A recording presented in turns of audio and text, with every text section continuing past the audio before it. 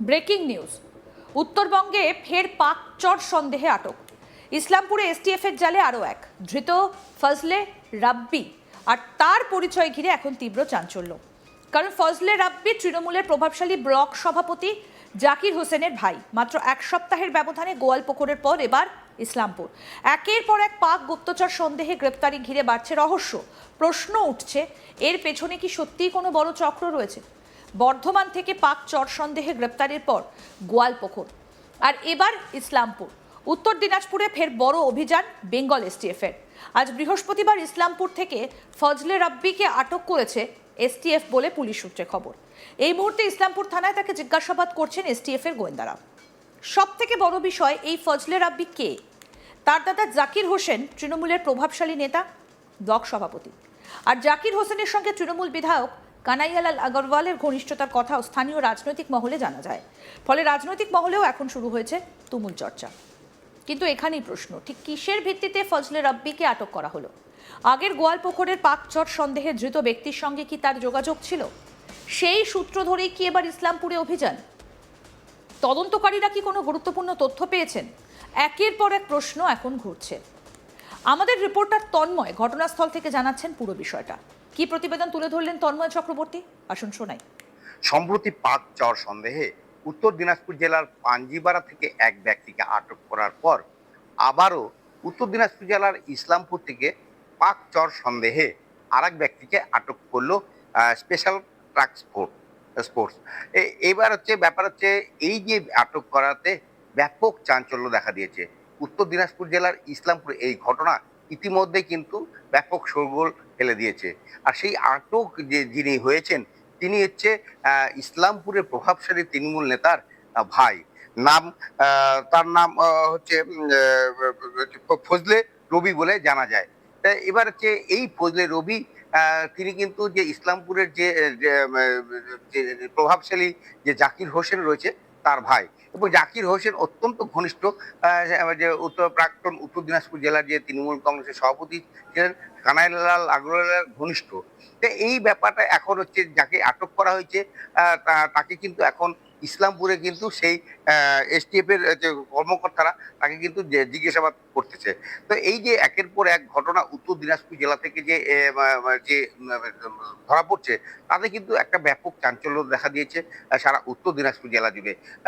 এখানে না বললেই নয় যে উত্তর দিনাজপুর জেলার যে সীমান্ত রয়েছে সেটাতে কিন্তু একটা প্রান্তে রয়েছে বাংলাদেশ সীমান্ত, অপরদিকে নেপাল রয়েছে।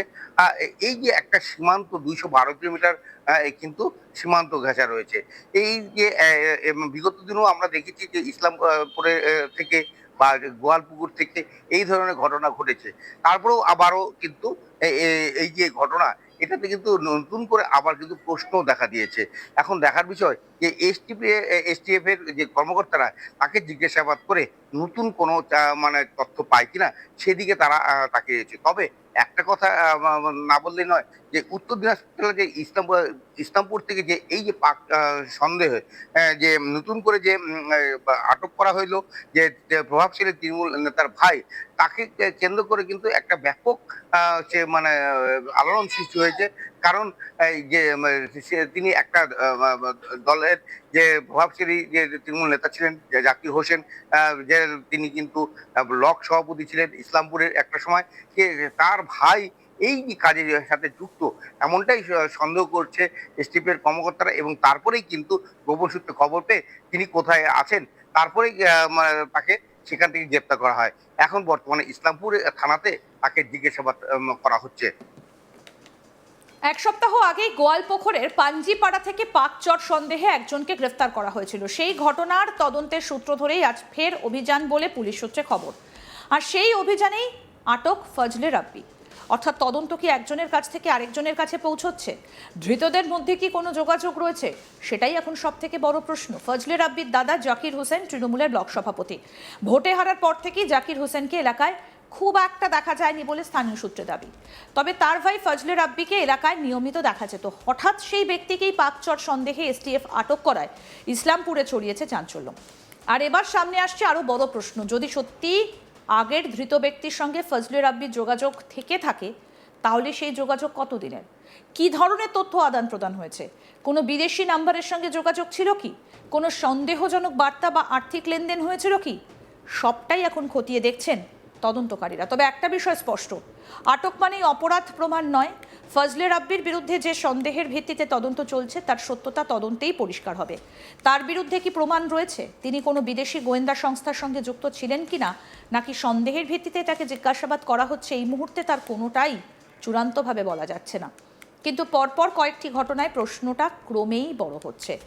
বর্ধমানের পর গোয়ালপুকুর আর গোয়ালপুকুরের পর ইসলামপুর, একই রাজ্যে অল্প সময়ের মধ্যে একের পর এক পাকচর সন্দেহে গ্রেপ্তারি।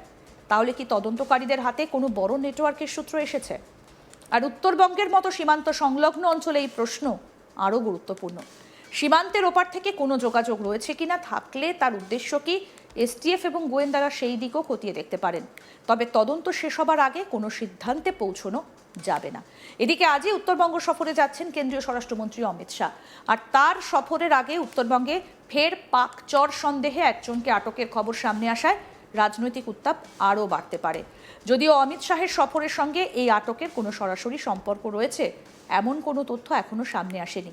তবে রাজনৈতিকভাবে ঘটনাটা অত্যন্ত তাৎপর্যপূর্ণ, কারণ আটক ব্যক্তির সঙ্গে সরাসরি রাজনৈতিক যোগাযোগ না থাকলেও তার দাদা তৃণমূলের গুরুত্বপূর্ণ স্থানীয় নেতা। ফলে বিরোধীরা প্রশ্ন তুলতে পারে, এতদিন ধরে রাজনৈতিক প্রভাবের কারণে কোনো তথ্য চাপা ছিল, আর শাসক দলের পক্ষ থেকে পাল্টা প্রশ্ন উঠতে পারে, তদন্ত শেষ হবার আগেই কেন ঘটনাটিকে রাজনৈতিক রং দেওয়া হচ্ছে।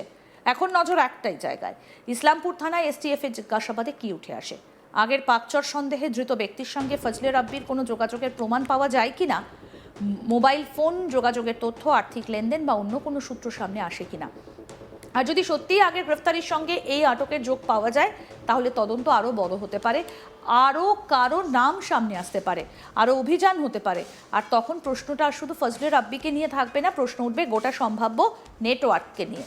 বর্ধমান থেকে গোয়ালপুকুর, গোয়ালপুকুর থেকে ইসলামপুর, এই যোগসূত্র কি নিছক কাকতালীয়, নাকি সত্যিই তদন্তকারীরা কোনো বড় চক্রের কাছে পৌঁছে গিয়েছিল? উত্তর এখন নেই, উত্তর আসবে তদন্তে। এই মুহূর্তে সব থেকে বড় খবর, ইসলামপুরে পাকচর সন্দেহে তৃণমূলের প্রভাবশালী ব্লক সভাপতির ভাই ফজলে রাব্বিকে আটক করেছে বেঙ্গল এসটিএফ।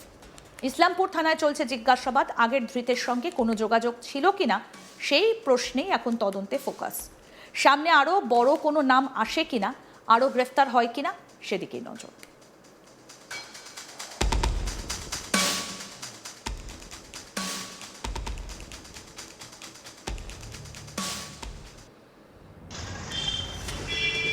তার সঙ্গে আরও কেউ যুক্ত রয়েছে কিনা, কার কার যোগাযোগ ছিল, এই সমস্ত বিষয় কিন্তু ইতিমধ্যেই খতিয়ে দেখা হচ্ছে।